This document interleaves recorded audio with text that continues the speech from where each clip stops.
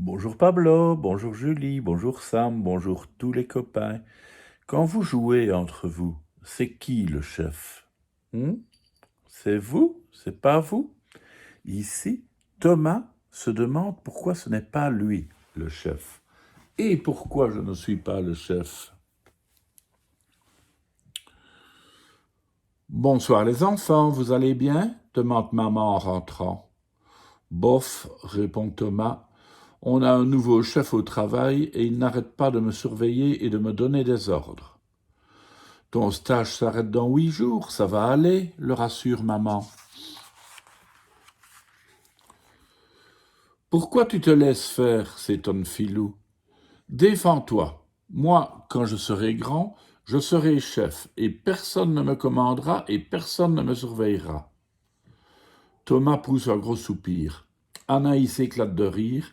Maman pose ses sacs de course et regarde Filou. Mais ça ne marche pas comme ça, mon petit Filou. Je vais t'expliquer. Ouh là là, en disant je vais t'expliquer, maman a parlé un peu fort, et Filou n'aime pas tellement ça. Petit Filou, tu veux être chef, mais chef de quoi? Demande maman. Chef, chef de tout, répond Filou en relevant le menton. Chef de gare, gare à toi, toi de ferme, ferme ta... Anaïs, arrête, ne sois pas grossière, gronde maman. Petit Filou, chef, ce n'est pas un métier, il faut d'abord apprendre un métier. Il n'y a pas d'école pour devenir chef de tout? Demande Filou très intéressé. Non, répond maman. Mais par exemple, tu peux devenir cuisinier dans un restaurant. Et si tu fais bien ton travail, si tu sais travailler avec les autres, si tu as des idées, si tu inventes des recettes qui plaisent, si tu réussis à faire travailler tout le monde ensemble, alors tu peux devenir chef cuisinier. Et commander les autres? Demande Filou. Ouh là là, maintenant, maman s'assied et parle plus doucement. Petit Filou, pourquoi veux-tu commander tout le monde? Parce que j'en ai marre d'obéir. Mais un chef doit obéir lui aussi, s'exclame maman. Il y a des règles, il ne peut pas faire tout ce qu'il veut. Être chef ne veut pas dire seulement commander. Un chef qui ne fait que donner des ordres, c'est un dictateur, et les dictateurs, tu sais ce qu'on en fait? Interrompt Thomas. Non. On leur coupe la tête et on les fait cuire, crient Thomas et Anaïs en poursuivant Filou. Mais que se passe-t-il dans cette maison? Demande papa qui vient juste d'arriver. Une révolution? Maman pouffe de rire. Allez, aidez-moi à ranger les courses et on reparlera des chefs, des ordres et de tout ça plus tard. Le soir, Filou court dans sa chambre et ouvre sa fenêtre. Il en était sûr, l'oiseau Philo est là. Bonsoir Filou.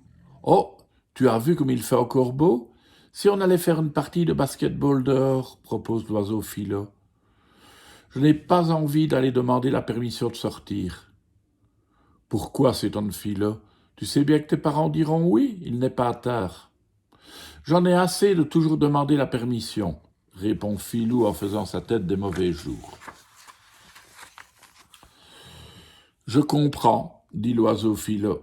Quand on est petit, on a l'impression qu'on passe son temps à obéir et à demander la permission. Quand je serai chef, ce sera fini, affirme Philou. Tu penses qu'un chef ne demande pas de permission? Oui. Le président de la République, il ne demande rien à personne. Ah bon? Et comment est-il devenu président? S'étonne l'oiseau Philo. Philou réfléchit. Des gens ont voté pour lui. Oui. Et s'il fait bien son travail, les gens voteront encore pour lui. Si les gens ne sont pas contents de son travail, ils ne voteront plus pour lui. Tu vois, le président demande la permission à des millions de personnes pour devenir le chef. Philou sourit, puis brusquement, il refait sa tête des mauvais jours. Tu es encore en colère? Demande l'oiseau Philo. Oui. Et on ne sort pas jouer à cause de ta colère? Oui. Alors, qui décide de ce que tu fais? Qui décide de rester ici à marmonner? Moi, répond Philou, tu vois bien qu'il n'y a que nous deux ici. Moi, je crois que nous sommes trois. Philou bondit de son lit et fait le tour de sa chambre en cherchant le troisième. Ici, continue l'oiseau Philo, il y a toi, moi et ta colère. Ta colère, c'est le chef. C'est ta colère qui nous empêche de sortir. Quelquefois, on veut faire quelque chose et c'est la peur qui nous empêche. La peur devient le chef. Quelquefois, on veut réussir et c'est la paresse qui nous fait rater. La paresse devient le chef. On a beaucoup de chefs en soi. Si tu as envie de commander, pourquoi n'essayes-tu pas de commander ces petits chefs qui sont en toi? Philou réfléchit. Et si je demandais à maman, papa, Thomas et Anaïs de faire un match de basket?